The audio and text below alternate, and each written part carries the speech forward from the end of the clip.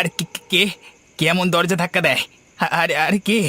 আরে আরে আপনি কোথায় গেলেন? আপনার নামটাও তো জিজ্ঞাসা করা হয়নি। আপনি আসুন না, একবার দেখুন না কে দরজা ধাক্কা দিচ্ছে। তোর বাবা, কি কুক্ষণই যে এখানে এসে পৌঁছালাম। এখানে না থাকলে ভালো হতো। এখানকার হাবভাব খুব একটা ভালো ঠেকছে না আমার। যদি এখান থেকে বেরোতে পারতাম তাহলে খুবই ভালো হতো। দেবে, এখন না জানি সেই ভদ্রলোক কোথায় গেল। দূর বাবা, এখান থেকে যেতে পারলে বাঁচি। বাইরে এসো। এখান থেকে যদি পালিয়ে যেতে চাও তো আমার সাথে চলো। বাইরে এসো তাড়াতাড়ি। আরে আপনি কে? আমাকে এভাবে ডাকছেন কেন? যদি প্রাণে বাঁচতে চান এখান থেকে পালিয়ে চলুন। এখানে থাকলে আপনাকে কেউ বাঁচাতে পারবে না। আপনি চোর ডাকাত নন তো মশাই? আমার উপর দয়া করে আক্রমণ করবেন না। আমি খুব বিপদে পড়ে এখানে এসেছি। দেখুন না বাড়িওয়ালা ভদ্রলোক কোথায় চলে গেল গুজবোরা। আমি এখানে একদম একা পড়ে গেছি, ভাল লাগে না। আপনার চিন্তা নেই, আপনি তাড়াতাড়ি বেরিয়ে আসুন। বেশি সময় দিতে পারবো না। ও এলো বলে। আপনি আপনি আপনি কার কথা বলছেন? সেটা আপনার না জানলেও হবে। আপনি তাড়াতাড়ি বেরিয়ে আসুন।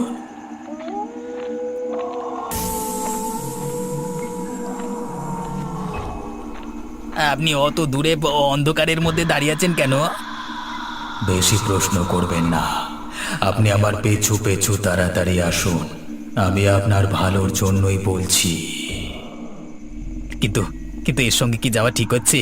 আমি লোকটাকে চিনি না, জানি না, লোকটার মুখটাও তো ভালোভাবে দেখা যাচ্ছে না। তাহলে আমার কি যাওয়া ঠিক হচ্ছে? মনে মনে অত কি ভাবছেন? না না না না, ভাবছি আপনি আপনি আমার কথা জানতে পারলেন কি করে? এই গ্রামে দূর থেকে কোনো পথিক এলে আমি সবার আগে তার কথা জানতে পারি। তার মানে? মানেটা আপনি একটু পরেই জানতে পারবেন। ব্যাস, আমরা চলে এসেছি। চলে এসেছি মানে? আমরা কোথায় এলাম? এটা তো একটা ঝিলের পার। এখানে তো কোনো থাকবার জায়গা নেই। তোর থাকবার জায়গা না থাকলে কি হবে? আমার তো আছে। মানে এ কি? আপনি কোথায় গেলেন? দয়া করে আমাকে নিয়ে যান। আমি এখানে একা থাকতে পারবো না। আমাকে দয়া করে উদ্ধার করুন এখান থেকে। এবার তোকে বাঁচাবে কে? আজকে অনেক দিন পর মানব রক্ত পান করব।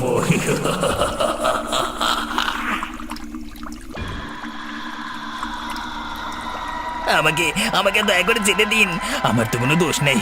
আমি আমি আপনার কোনো ক্ষতি করিনি। না না না না।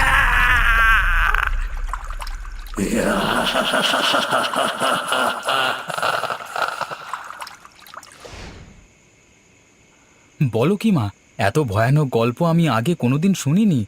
সত্যি তোমার মামার বাড়িতে এরকম ভয়ানক ঘটনা ঘটতো? তাহলে আর বলছি কি বাবা, পথ চলতি পথিক মানুষকে ওই জিন ডেকে নিয়ে গিয়ে জলে ডুবিয়ে মারতো। তুমি নিজের চোখে দেখেছিলে একবারও?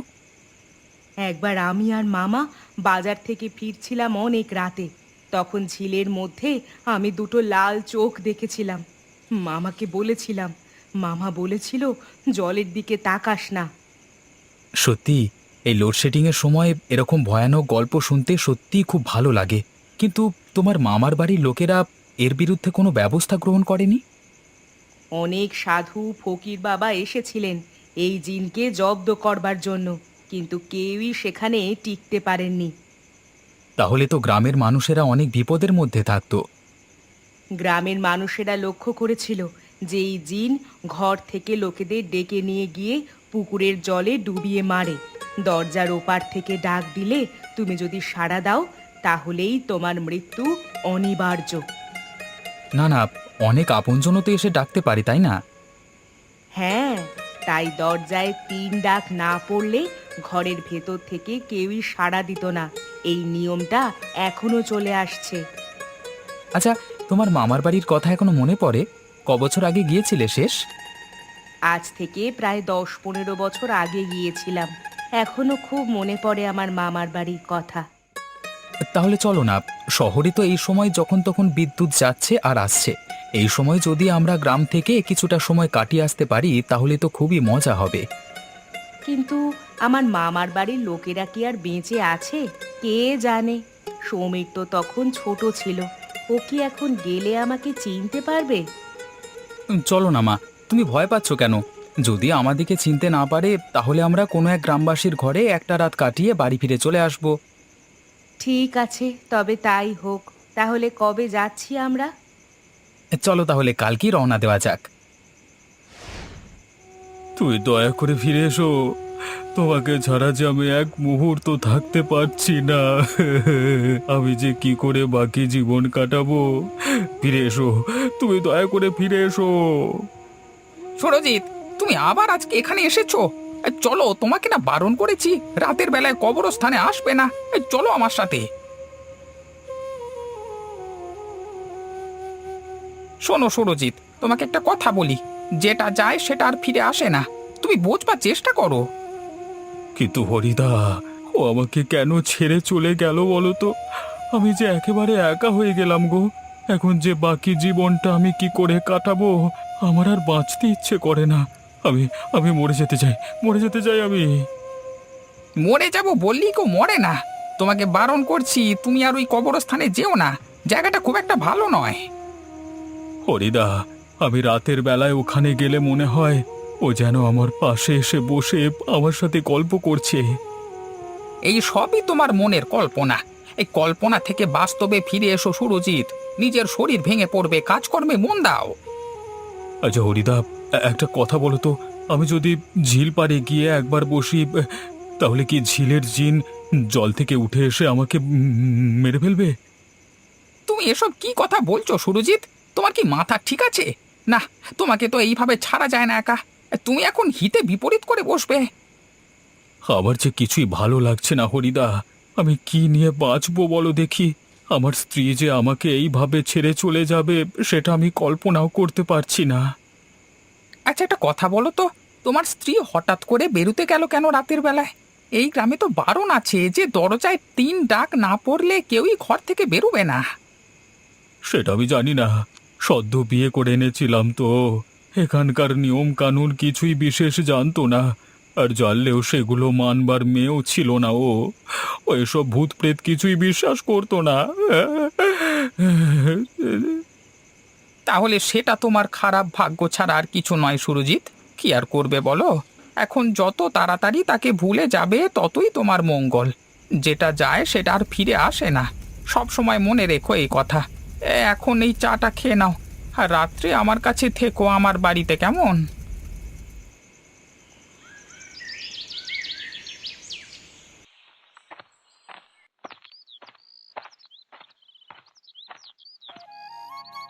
এই ছিল আমার মামার বাড়ি, কিন্তু এখন কি কেউ আছে? আচ্ছা দাঁড়াও, আমি একবার ডাক দিয়ে দেখি। ভেতরে কেউ আছেন? একবার বেরিয়ে আসুন না। ভেতরে কেউ কি আছেন? একবার বেরিয়ে আসুন। আপনি কে? আপনাদের তো ঠিক চিনতে পারলাম না। আমার এই গ্রামে মামার বাড়ি ছিল। আমার নাম কমলা। আরে কমলা দিদি, তুমি? এতদিন পর আমাদের কথা মনে পড়লো। কে, সমীর নাকি? আরে, আমি তোর কথাই এতক্ষণ মনে করে আসছিলাম। এটি কে তোমার পাশে? ও আমার ছেলে রাকেশ। বাবা রে বাবা, কত বড় হয়ে গেছে সব। আয় আয় ভেতরে আয়, একটু বিশ্রাম নে। কি রে, এখানে এখনো বিদ্যুতের আলো আসেনি? না না, এখনো বিদ্যুতের আলো এসে পৌঁছায়নি। আর এলেও কি নেয়ার সামর্থ্য আমার আছে? এই মোমবাতির আলোতেই বেশ চলে যায়। একা মানুষ আমি, দিনের বেশিরভাগ সময়টাই বাইরে কাজ করে বেড়াই। এই রাতের বেলায় ঘরে আসি, তাও রাতের বেলায় আমাকে বেরিয়ে যেতে হয়। আচ্ছা, তা এই রাতের বেলায় আপনি কোথায় যান? আরে পাশের গ্রামে চোরের উপদ্রব বেড়েছে বলো না, সেখানেই পাহারা দিতে যাই। বলেন কি, একেবারে পাশের গ্রামে পাহারা দিতে যান? আরে যেখান থেকে পয়সা আসে আর কি। ওই করি তো পেট চালাতে হয়। এই দেখো না, এখন যেমন আমি বেরিয়ে পড়বো। হ্যাঁ হ্যাঁ, দেখুন তো, এই সময় এসে আপনাকে শুধু শুধু বিরক্ত করলাম। এমা ছি ছি, এসব কথা বলো না।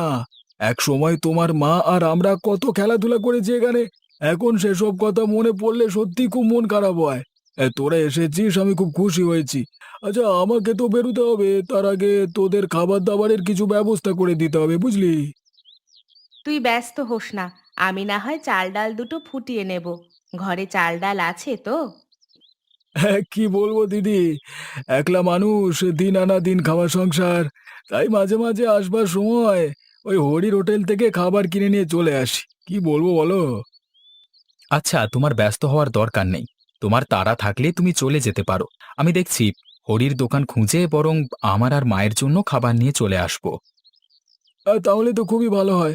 আচ্ছা, একটা কথা বলি, সকালে হয়তো আমি না ফিরতেও পারি, তবে রাতের বেলায় যদি কেউ ডাকে তবে।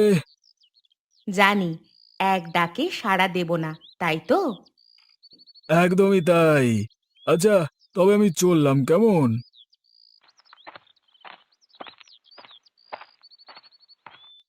মা, তুমি বরং বসো, হ্যাঁ? আমি দেখি হরির হোটেলটা কোথায় আছে, সেখান থেকে আমাদের দুজনকার খাবার নিয়ে চলে আসি।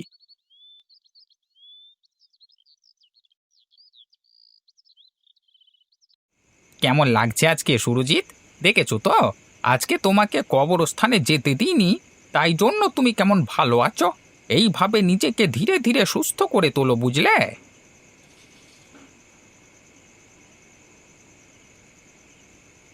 এটাই কি হরির হোটেল? আগে হ্যাঁ। তা আপনি কে? আপনাকে তো ঠিক চিনতে পারলাম না। নতুন এসেছেন নাকি? হ্যাঁ, আজকেই বেড়াতে বেড়াতে এলাম, একজনকার অতিথি হয়ে এসেছি। তা আপনার এখানে কি রাতের খাবার পাওয়া যাবে? হ্যাঁ, ডাল ভাত আর একটা সবজির তরকারি পাওয়া যাবে। আপনি কি নেবেন নাকি? হ্যাঁ, হ্যাঁ, নেব তো। 2 প্লেট মতো সমস্ত খাবার দিয়ে দিন তো আমাকে। আপনি কোথায় এসে উঠেছেন? সমীর দাদুর বাড়িতে। এখানে আমার মায়ের মামার বাড়ি ছিল। মায়ের মামার বাড়ি মানে? তোমার মায়ের নাম কি? আমার মায়ের নাম কমলা। আজকে মা আমাকে নিয়ে প্রায় 10-15 বছর পর এখানে এলো। ও, তুমি কমলার ছেলে? বাপ রে বাপ, তুমি কত বড় হয়ে গেছো! তা তোমার সমীর দাদু তো। হ্যাঁ, আমি সবটাই জানি। তাই জন্য আজকের রাতটুকু কাটিয়ে কালকেই চলে যাব। সেই রাতটা থাকবার মতো যেটুকু খাবার লাগে সেটুকু দিয়ে দিন। এই নাও বাবা, এটি তোমাদের দুজনকার ভালো মতো হয়ে যাবে। কত দেব আপনাকে? কিছুই লাগবে না, তোমরা আমার গ্রামের অতিথি, তোমাদের কাছ থেকে টাকা নিলে হয়? তোমরা বরং এসো, কেমন? ঠিক আছে, তবে আমি এখন এলাম। অনেক দূর থেকে এসেছি তো খুব ক্লান্ত লাগছে। আচ্ছা, ওরা এসেছে বটে, তবে ওরা উঠেছে কোথায়? হয়তো অন্য কারোর ঘরে উঠেছে। সমীরের ঘর তো ভুতুরে বাড়ি হয়ে পড়ে আছে। ওই ছেলেটাও অকালে মারা গেল গো। দূর, এখানে না এলেই ভালো হতো। আমার ঠিক ভালো লাগছে না জায়গাটিকে। ভাবলাম গ্রাম হবে, সুন্দর পরিবেশ, কত আদর আপ্যায়ন পাবো তোমার মামার বাড়ির কাছ থেকে, কিন্তু সেসব তো কিছুই হলো না। কি আর করবি বল, যেটা হবে মেনে নিতে হবে। আচ্ছা, কালকে সকালে আমরা এখান থেকে চলে যাব। আমারও খুব একটা ভালো লাগছে না জায়গাটাকে। তবে তোর সমীর দাদুর সাথে দেখা করে গেলে ভালো হতো। কি করে দেখা করবে? সমীর দাদু তো বলেই গেল যে সকালবেলায় কোথায় যেন যাবে, তাহলে তুমি দেখা করবে কিভাবে? ঠিক আছে, তুই বরং শুয়ে পড়। সারাদিনের ক্লান্তিতে আমারও খুব ঘুম আসছে। তুমি ঘুমাও, আমি বরং একটু জেগে বসি। আমার একদমই ভালো লাগছে না, দু চোখের ঘুমটাও যেন উড়ে গেছে। আচ্ছা ঠিক আছে, তুই তাহলে বস, আমি ঘুমালাম, কেমন?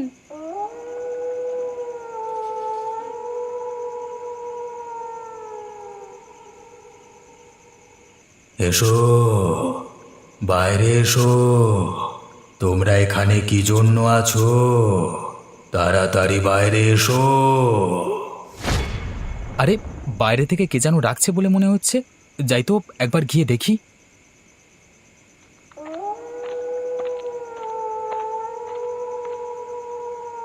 আমার সাথে এসো। কোথায় নিয়ে যাবেন আমাকে? তোমাকে আমি মুক্তির পথে নিয়ে যাব। তোমার সমস্ত শারীরিক ক্লান্তি এক নিমেষে দূর হয়ে যাবে। তারপর দেখবে ধীরে ধীরে চোখের পাতায় ঘুম নেমে এসেছে। আচ্ছা চলুন, আমাকে নিয়ে চলুন।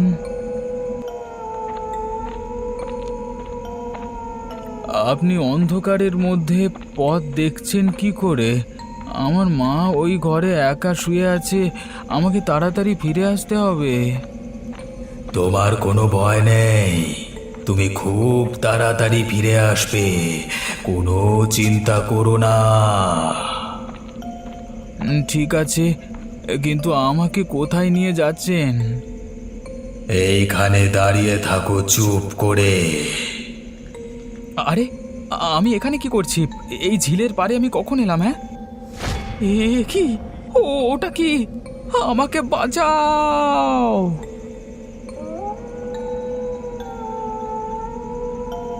এখানে কেউ আছেন? একবার তাড়াতাড়ি বেরিয়ে আসুন। এই শহর থেকে যারা এসেছেন থাকতে তারা কি এখানেই আছেন? এ কি, আপনারা কারা? আর আর রাকেশ কোথায় গেল? কোথায় গেল মানে? আমার দোকান থেকে খাবার নিয়ে রাকেশ ফেরেনি। ও হরিদা, তুমি? হ্যাঁ, রাকেশ ফিরেছিল তো, আমাকে ঘুমাতে বলল, তারপর সে নিজে কোথায় গেল? বুঝেছি। এই কমলা, তুমি আমাদের সাথে তাড়াতাড়ি এসো, না হলে তোমার ছেলের সমূহ বিপদ হয়ে যাবে। রাকেশ, তুমি জলদি ওখান থেকে পালিয়ে এসো, না হলে ও তোমাকে মেরে ফেলবে। এভাবে হবে না হরিদা, ওই জিন ওকে ছাড়বে না। তোর যদি সাহস থাকে তাহলে আমাকে মেরে দেখা। বেশ, তোকেই না হয় আজকে মারছি আমি। একদিন তোর বউকে শেষ করেছি, আজ তোকে শেষ করব।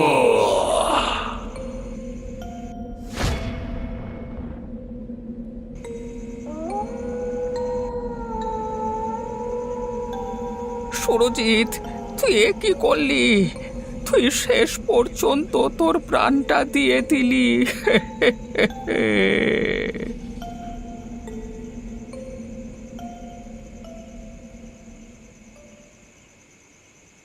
রাকেশ, রাকেশ, এখন কেমন আছিস বাবা তুই? একটু একটু সুস্থ লাগছে, কিন্তু মা, আমি চোখের সামনে এ কি জিনিস দেখলাম, এটাও কি সত্যি? হ্যাঁ বাবা, এটাই সত্যি। আমার জন্য এই নিরীহ লোকটার প্রাণ চলে গেল। আমি যে নিজেকে কিছুতেই ক্ষমা করতে পারবো না। এখন আমি কি করব? ওর মৃত্যুর জন্য তোমাকে নিজেকে দায়ী করবার কিছু নেই। সুরজিৎ এমনিতেই ভেতর থেকে বিধ্বস্ত ছিল। কেন, কি হয়েছিল ওর? ছেলেটা সবে বিয়ে করে নতুন বউ এনে তুলেছিল ঘরে, কিন্তু তার বউ এখানকার নিয়ম কানুন কিছুই জানতো না। তাই দরজায় 3 ডাক দেওয়ার আগেই তার বউ ঘরের দরজা খুলে ফেলে। তারপর ওই ঝিলের জিন তাকে ঝিলে নিয়ে গিয়ে ডুবিয়ে মারে। এই ভুলটা আমিও করেছিলাম। আমিও একবার ডাকতেই ঘরের দরজা খুলে ফেলি। তারপরের কথা আমার কিছুই মনে নেই, শুধু একটা লোককে আমার সামনে দেখেছিলাম। তারপর তারপর আমার যখন হুঁশ ফিরল তখন দেখলাম যে আমি ঝিল পাড়ে দাঁড়িয়ে আছি। এরকমটাই হয়। আজ পর্যন্ত কেউ ওই জিনের হাত থেকে বাঁচতে পারেনি। সকলে জিনের কবলে পড়ে মারা গেছে। সমীর দাদু আমাদেরকে বারণ করে গেছিল। আমার একটা ছোট্ট ভুলের জন্য আজকে এত বড় বিপদ হয়ে গেল। ওই লোকটা আপনাদের দোকানে বসতো। দাঁড়াও দাঁড়াও, তুমি কি বললে? কে বলে গেছিল তোমাদের সাবধানে থাকতে? সমীর দাদু নিজে। সমীরকে তোমরা পেলে কোথায়? কেন, সমীর তো রাতের বেলা বেরিয়ে গেল পাশের গ্রামে পাহারা দেওয়ার জন্য। হায় রে হায়, এ কি শুনছি আমি! ঠিক এই সন্দেহটা আমিও করেছিলাম যে তোমরা এসে উঠেছো কোথায়। আপনি কি বলতে চাইছেন ঠিক বুঝতে পারছি না তো। 6 মাস আগে সত্যি পাশের গ্রামে চোরের উপদ্রব খুব বেড়ে গেছিল। সমীর এসব ভূত প্রেতে খুব একটা বিশ্বাস করতো না, খুব সাহসী ছেলে ছিল। তাই পাশের গ্রামের মোড়ল ওকে গ্রাম পাহারা দেওয়ার জন্য আহ্বান করেছিল। একদিন রাতে এসে পাহারা দিতে যাওয়ার সময় ওই ঝিলের জিনের খপ্পরে পড়ে। কি করে কি হয়েছিল আমরা সেটা জানি না, তবে আমরা এটা অনুমান করি যে রাকেশ সেদিন রাতের বেলায় যখন ঘরে ছিল তখনই দরজার ওপার থেকে তার ডাক আসে।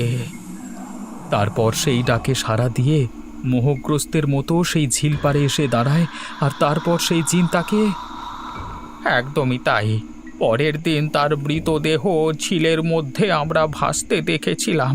আমরা এটা অনুমান করেছিলাম যে সমীর জিনের খপ্পরে পড়েও লড়াই করতে ছাড়েনি। আজকে আমি পাশের গ্রামে যাওয়ার আগে এই ঝিল পাড়ের ঘটনাটা দেখেই ছাড়ব যে সেটা সত্যি নাকি মিথ্যে। ওই ঝিলের জিন, তুই কোথায়? এতদিন নিরীহ লোকজনদের পেয়ে তাদের দরজার ওপার থেকে ডেকে এনে এখানে ডুবিয়ে মেরেছিস। আমার মাকেও তুই ছাড়িসনি। আজ তোর ক্ষমতা থাকলে আমার মুখোমুখি হয়ে দেখা, দেখি তোর কত সাহস।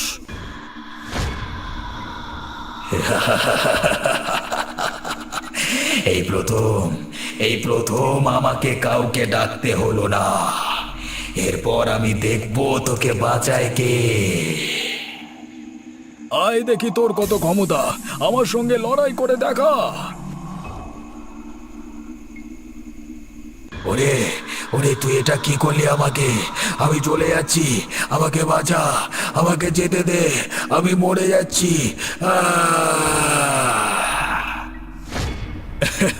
এই ঝিলের জিন চিরতরে শেষ হলো। এরপর থেকে আর গ্রামবাসীদের দরজায় 3 ডাক দিলে বাইরে বেরোতে হবে না। এখন থেকে সবাই মুক্ত।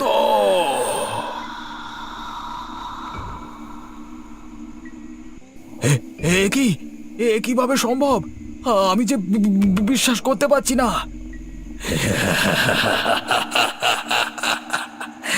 আমাকে মারা এত সহজ নয়। আজ আমি তোকে মেরে তোর দেহের মধ্যে বসবাস করব।